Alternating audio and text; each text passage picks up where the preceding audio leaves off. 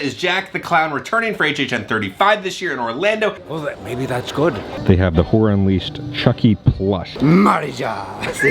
Okay guys, you're back at Universal Studios Florida. It's time for a massive Halloween Horror Nights 2026 update. So we're finally gonna be answering the question, is Jack actually returning for this year's HHN? We have a ton of stuff to talk about for Horror Unleashed. We're also gonna be doing the deep dive into El Artista and how that story is gonna affect the future of Halloween Horror Nights for at least the next 5 years. There's so much to go over. It is still Mardi Gras, so we're gonna pop in and do a couple little Mardi Gras treats. But on that note, it is time to talk about the Halloween Horror Nights, sure the day. We're gonna go back to HHN 2010. We got the man, the myth, the legend, Fear. I wish he was like appreciated more because his story is so interesting and how it kind of affects everything. We're gonna do a little deep dive into that also in this video because it's all gonna connect at the end. On that note, let's roll the commercial.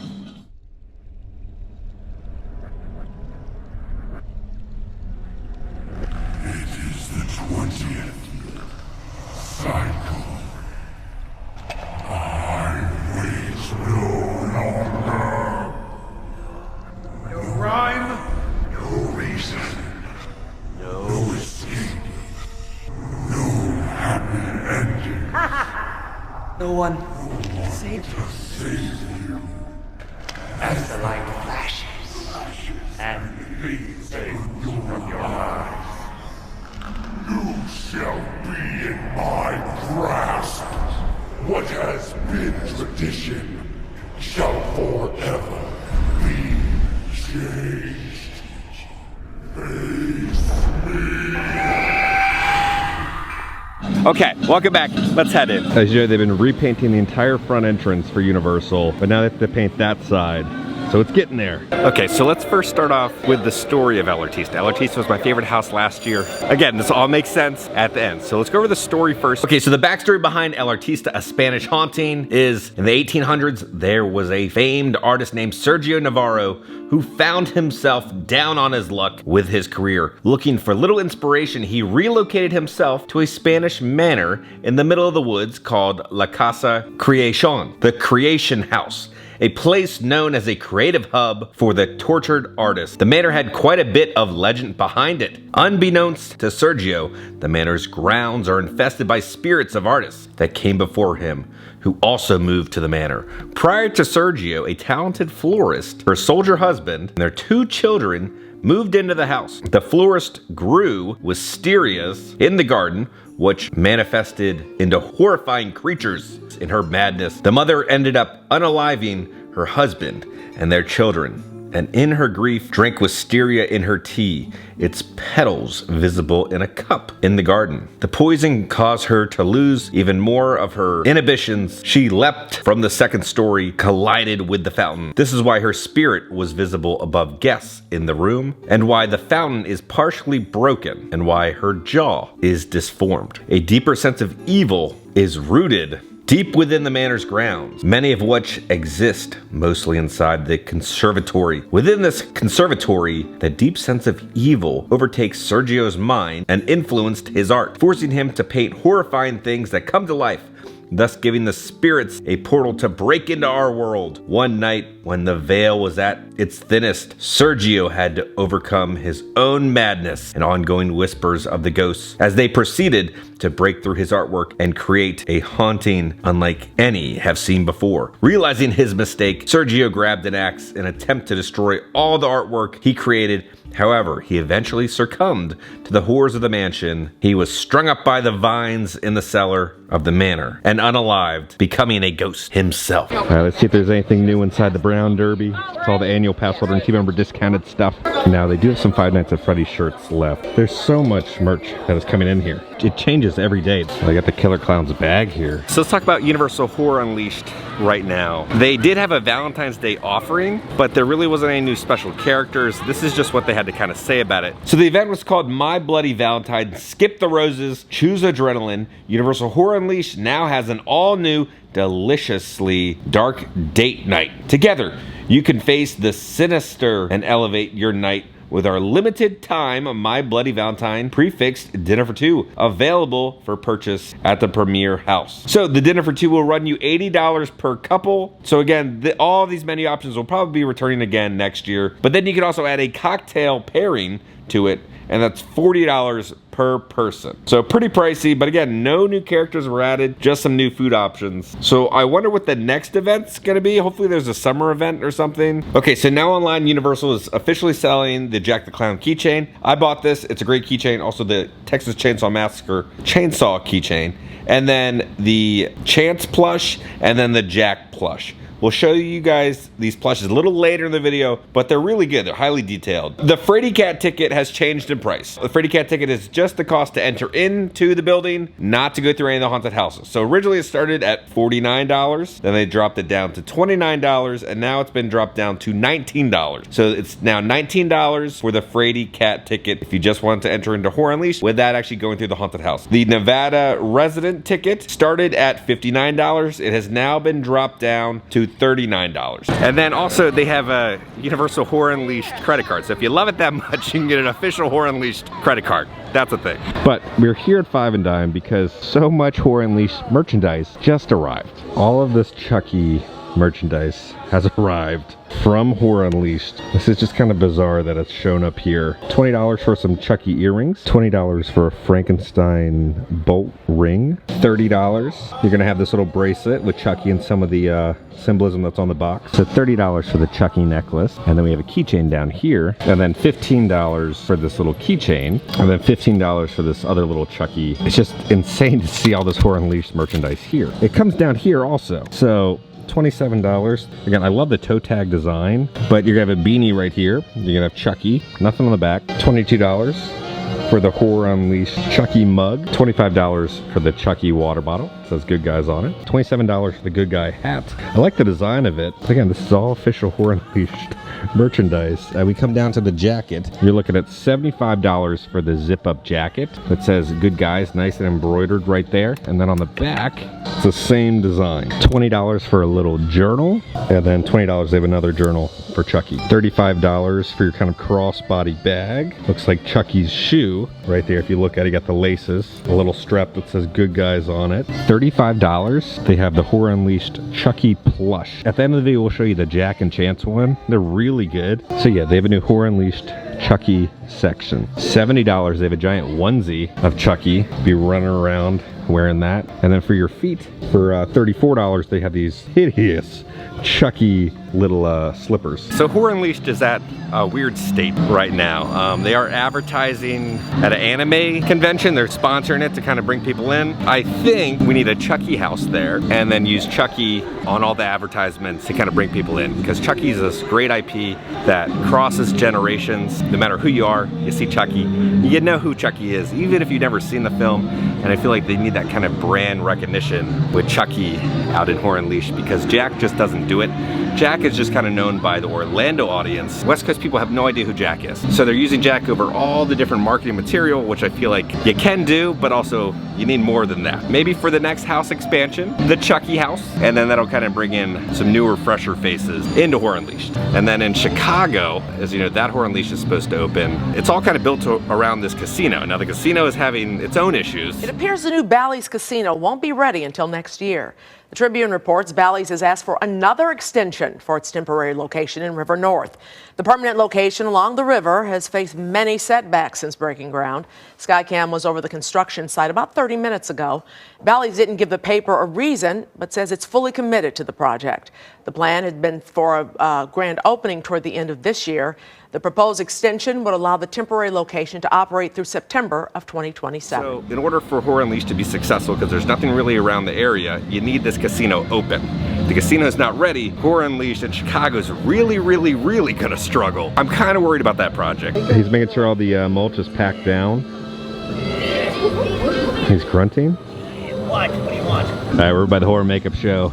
So, you know, we gotta pop in, get our XP for the Backlot Club Towers. All right, so again, it's just XP right now. Eventually down the road, there'll be, you know, bigger rewards and stuff. But they have the Florida one and then also the Hollywood one. So now the next part of El Artista we're gonna talk about is the journals. As you know, you see Sergio kind of holding his journal with him in kind of the meet and greet areas, but what actually did all the journals say? So some of the journals you could actually take photos of during the Unmasking the Horror tour, or in the like the non-photos up room. I was able to get shots of them during the media event to like like film it and everything. So there's documentation of it. Let's do the whole rundown of all the different journals, and that'll flesh out the story a little more, which will help you guys understand the ending Easter egg. All right, so the first journal entry is gonna be on Friday, August 29th, 1884. Now, August 29th was the opening day of HHN, so that's why you're kind of walking through the current moment as if you were there on opening day. A place where dreams come to blossom, a haven for the inspired, a sanctuary that is cursed by tragedy and haunted by malevolent spirits, a forsaken void that calls out to the tortured artists with ill intent, a place that called to me, Sergio Navarro. With each passing day, their whispers grow louder. I feel them moving over my shoulder as I work, eager for their ghastly forms to be painted on the canvas. And I can't resist. Tonight, the dead, the ghosts, are more restless than ever, and my art will imitate their death. So then this journal is going to be inside the foyer. The spirits yearn to break through, controlling every stroke of my brush. The canvas is their portal, their bridge to our world. I have to paint them and create my masterpiece, the masterpiece Sergio Navarro. And then the journal says this: they're coming over. I can see them, no longer just fading visions in my mind or shadows stalking the darkness, apparitions of people they once were. A haunting is upon us. So that's going to be on the journal on the stairs. A family, a father, a mother, a daughter, a son, plagued by tragedy and bound by death. That's going to be the journal entry on the table hallway. The evil that permeates these grounds was grown within this stained glass sanctuary. I can feel it looming over me. I'm sorry. It hungers for more, spreading its tendrils through La Casa. That's going to be on the journal entry inside the conservatory. And then it says, it's a poltergeist. La Casa is coming to life. Gargoyles, statues, flowers, turned into monsters, possessed by the evil and turned into monsters. So that's going to be on the journal in the courtyard. And then the next journal is going to be located before the library. My reality is crumbling before me. The walls of La Casa are withering like aged papers of my journal. The spirits wish to create spiritual vessels from my work, to force me to succumb to their evil will. And then this will be the last journal entry inside the cellar. My mind is compromised, as is my art. I already know what to do. I must destroy my work before it destroys me and uncover the roots of evil before it's too late. All right, let's pop over to the Brazil food booth. Get something to eat real quick. This is what sold me on get something to eat. Just walking by and smelling the meat cooking. Look at that. Hearing it sizzle. So we got the picanha, char-grilled beef sirloin cap steak, thickly sliced and served with farofa and a vinaigrette. All right, so the steak, I'm gonna do like 8.5. Tender, good little char on the outside. It's no salmon level or pinchos level, but solid little dish. We haven't seen Doc in a while. What's the new pin that you got? You like that? I know. Well, you got the little Einstein right there, but you got a little Mardi Gras pin. See? I am with the times, as you would say. What's your favorite thing about Mardi Gras? I like the food. Favorite year of Mardi Gras that you've been to? There's nothing like the present, except they're blocking my tray. Oh, They're hiding it. They're hiding it. Well, maybe that's good. Biff Tannen can't find it. All right, time for the next Backlot Club Tower. There's John Murdy right there. John. So John tweeted out this: the treatment for house number 8 for HHN at Universal Studios Hollywood comes in at a whopping 161 pages. Been in the writing/design stage of development since September of 2025 and still not done. Hashtag Horror Never Sleeps. Which treatment has been the most difficult to write so far? John says, this one. How long does it usually take to make a house in HHN when it comes to writing the paper about said house? John said, on my side, the most time I get is 3 weeks, but more typically 2. That is inclusive of all research, writing a detailed outline in addition to the treatment. Someone says, as is tradition, what is one thing you research for this house? John says, countertop material. We've made it to the Alcatraz bar because you know we got to visit our favorite bartender here. It is Mardi Gras time. We got 2 new drinks. We're doing one today. Oh my! Let's do the Masquerade Bruce. Masquerade Bruce is a little familiar. Because the Masquerade Bruce we did last year, you may remember, but it was off menu, like super hush hush. So this year it's on the menu, but has a new name. So what's fully in this, Josh? It starts with Captain Morgan spiced rum. Then a little bit of blackberry brandy. Come behind with some creamed banana, and then we're gonna juice it up for you. Orange and pineapple all the way. It's a nice take on a rum runner, which is definitely a nice little tasting for you.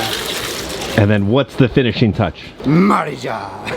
Sharks for the water, baby. And they're here to party, and they like to party by taking a nibble out of you. Chop, chop, chop, chop, chop, chop, chop, chop, chop. I like chomping on family. Chop, chop, chop, chop, chop. Okay. There's the new old drink. We're back. It's on the menu. People like it so much, we put it on the menu. Do you get discounts if you bring your refillable Mardi Gras cup? So this year, no, none of our drinks here at the bar works because the Mardi Gras cups are 16-ounce pours. All of our drinks here are 20s. Okay. So bigger drinks, more fun. Josh never disappoints with a drink. Imagine like a juice box. Then you get some good rum in there. Punch of that blackberry in the back of your throat. It's a solid like 9 out of 10. Good time. All right, we're heading over here to Ireland. They're a little too happy about being cooked or boiled in a pot, I think. From the Ireland food booth, we got the beer and cheese soup. Now they had really good pretzel sticks at the AI Mardi Gras holiday food booth. Pretzel and beer cheese. I wish there was another pretzel to it. There's a lot of beer cheese left over, but a solid 8 out of 10. Really good sour beer cheese. Pretzel had a good crisp to it, nice and fluffy on the inside. I just wish there was more pretzels because there's a lot of beer cheese kind of left. All right, let's see what's going on inside Boris's office. The entire board is now gone. That kind of built up last year's tribute store. Now there's just a question mark. What does that mean? We got the devil mask right there. And then also we got the Tribute Store Comics little thermos in the window. So they've changed some stuff around. Hopefully they start teasing stuff in here again. I really enjoyed when they did that last year. So as you know, the Horror Unleashed YouTube channel has been releasing their podcast, and it's actually good content. There's finally like some good HHN content coming out there, but the issue is Universal's not promoting it at all. It's only just popping up on my subscriptions for the channel. It's not popping up on Instagram or Twitter. I don't know why they're not promoting it. There was a wonderful interview that was done by the actress and actor who played Jack and Chance, and they gave a really good insight into kind of their characters and how they came up with the characters. I gotta know. It's been burning in my brain. Ooh. I want to know the first time you two met. What was it like the first time that you met? What did you think of me, James? The only story I have is I remember you were the one asking who was changing the script. Okay.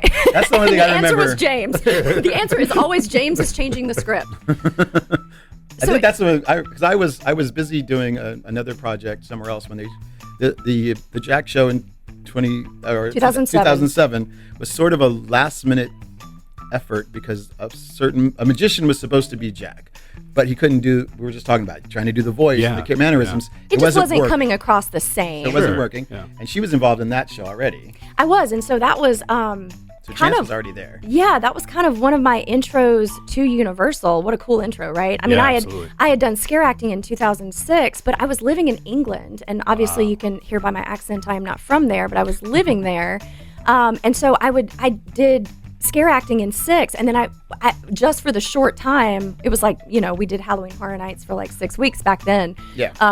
And I came over here, I did it, I went back. Well, in 2007, I had officially moved here back to the US, and this was my first gig. And so I remember auditioning just as a scare actor because I didn't know there were separate actor auditions. I didn't know anything about working for Universal, but I had a degree in acting. I had my arsenal of monologues that I could pull out, And I like the pew, pew, pew, pew, pew. Yeah. What do you need? Drama, theatrical, comedy. And so, I came to the scare actor audition. I was invited to the actor audition. I get this role. I remember getting the phone call. I still remember where I was. I got the phone call, and, I'm told about this character. I'm told nothing else. It's still very, very hush-hush at that point. So we get into rehearsals. We're rehearsing in this magician's warehouse. I'm super excited, man. I'm just happy to be here. And I'm improvising, and at the time, the character of Chance was considered actor B. And for those of you who don't know what that means is that I went in, I recorded my dialogue, and I would just be mouthing my dialogue in the show, right? Well, James comes in because we decide to shift some things around. The magician becomes a different character. So they needed Jack, but I was unable to really rehearse the first 2 weeks of it. I was out doing something else. So they had another person doing Jack and getting this show together. And so I came in during one of their one of those last few days of final dress. Yeah. And the whole thing they kept telling me was like, well, you're Jack. So as soon as you come in, we'll hand you the script, watch the show a couple of times, and we'll put you on in, which is kind of what happened. They just kind of threw me on in. But watching the show, I'd hear lines and I'd be like, there's a joke there. There's a funny there. There's a this, there's a that. And so I was in there rewriting the script while they were doing this dress run through that they've been working on for the past, well, she's been working on even longer. Well, but the Jack was working on it. Yeah. And so they were like, oh, we got the show. The show's down. This is I'm like, this who is our is this final guy? dress. Yeah. This is our final dress. And I'm like, rewrite. Yeah. And I went to the director, and then I just remember then he was like, yeah, we'll toss in those lines. But you know what, though, James, at the moment, and there was a lot of like, oh, okay, things are moving around. I mean, I didn't know any different. I didn't really know how established that character of Jack had been, and I didn't realize when he stepped into that role that, you know, here walks in a legend who's gonna honestly do some really cool things for me, and I attribute a lot of what I've done at this company to him.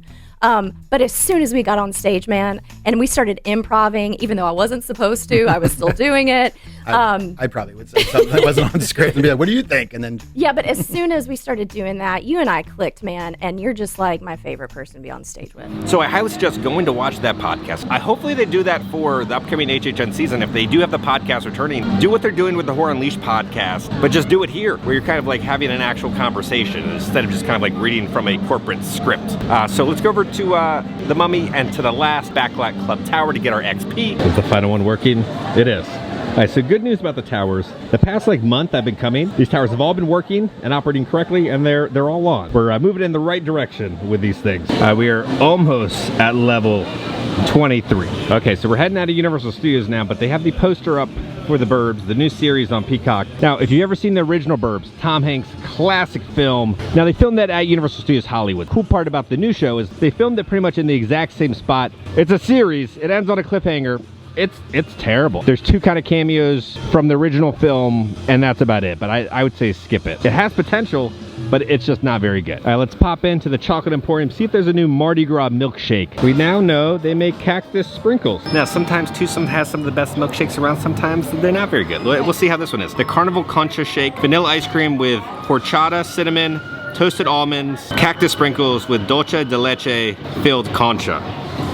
Shake's good. Subtle hints of cinnamon in there. I'm gonna do like 8.5 on the shake. If you're a fan of like horchata, you're gonna like this. On that note, let's go back to the office and finish the rundown of El Artista and then how it connects with Jack. And that was definitely like 150 calories in that one sip. The tree is in full bloom. Okay, now let's go home. Okay guys, we're back in the office. Now we're gonna talk about is Jack the Clown returning for HHN 35 this year in Orlando. And also, well first off, I wanna show you the Horror Unleashed plushies. So my buddy actually picked these up for me at Horror Unleashed. When it opened, they didn't have these. They weren't in stock yet. There's a lot of really great detail and different stitching and different like fabrics that were used. This just doesn't feel like a cheap little plush. There's like actual effort put in to create this. Then you have the classic little toe tag. That's Chance on it right there. So they got the Chance one, and then they also have one of the Scarecrows. Now the great thing about these kind of have like a flat kind of heavy base, so they can actually like stand up on a shelf or something. But here's a better look at the Scarecrow plush from Horror Unleashed. And then we got Jack the Clown. So again, a lot of different details put into this plush. And now let's talk about the Easter egg that we saw on the final night of Halloween Horror Nights. There was the Oddfellows symbol on that box. Now that's the image that was kind of going around. But what everybody missed was what was on the table. The table had the biggest clue. In this room inside El Artista, at this point in the storyline, right, Sergio is fighting off his creations. So like his sculptures of like wood is like on the table, it's like coming alive. Some of the wood creatures are coming alive. So anything that Sergio has kind of created, it's becoming real. We have the Oddfellow symbol. Now the Oddfellow symbol was a symbol that's carved into the skull that's on Oddfellow's Cane of Souls. Now Oddfellow still has the cane. That's where he's got his power. Jack's had it, Oddfellows had it. It's kind of gone back and forth. So that symbol is on the box. That represents Oddfellow. So yes, Oddfellow has a high probability of returning to HHN this year. I'm sure we're gonna get reveals pretty soon about what's gonna be happening for HHN this year. But then on the table, now Universal, I did not film this footage. This was sent to me, so there's documentation, okay? So I want you guys to watch it real quick.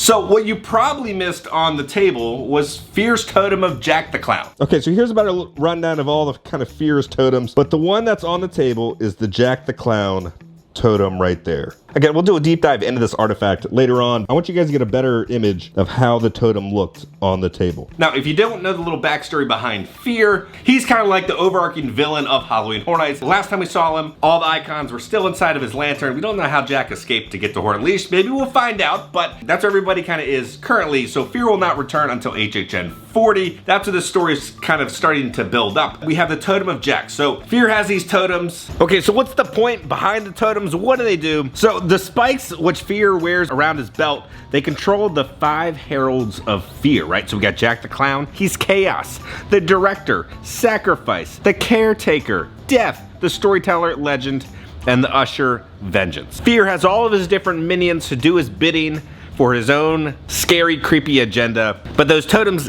kind of control the icons. But then Fear also controls so many different other monsters, which we see pop up at Halloween Horror Nights. So what does this mean? So again, we have this poltergeist kind of demon influencing all the different artists there at the house to make sure their artworks come to life, right? So there's like the shadow world, that's where Fear is, and all the monsters and everything. It's kind of like the Upside Down, Stranger Things. But the veil is thin so that the monsters and the ghosts and stuff can like come into the real world. By painting those paintings that Sergio did, the ghosts are coming into the real world. So this like demon is kind of like torturing all these artists. So we can kind of see this demon throughout the entire house. In the beginning, you'll see Sergio kind of hit that painting. So that's his masterpiece. And his masterpiece is the final painting. You actually see it in the background in the house, and that's actually of the final scene of Sergio being kind of, strung up by all the different vines, right? So Fear, vines, the roots of all evil, right? As you know, Ramon said kind of the origins of horror are gonna continue. So Fear kind of like influences all the different monsters and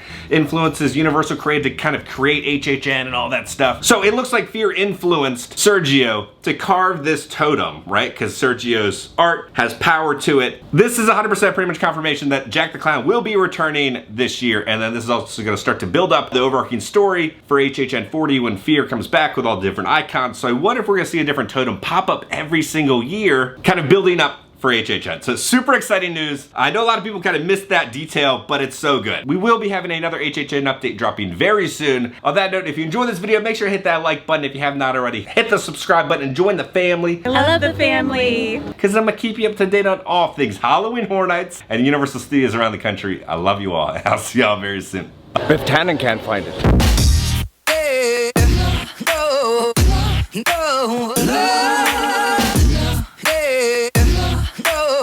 You don't sell Hooterade here? What the heck?